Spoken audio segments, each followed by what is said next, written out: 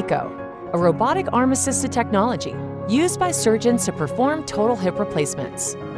Here's how it works. It begins with a CAT scan or CT scan of the hip joint.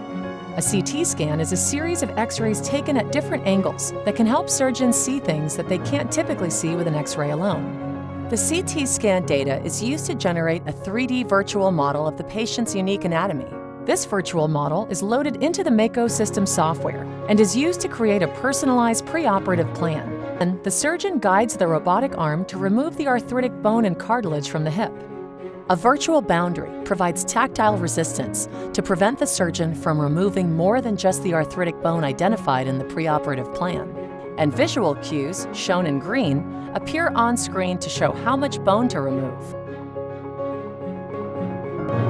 Mako assists the surgeon in performing controlled and accurate preparation of the hip socket.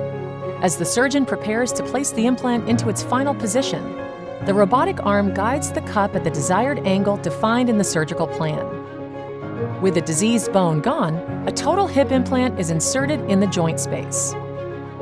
And that's how Mako Total Hip is transforming joint replacement.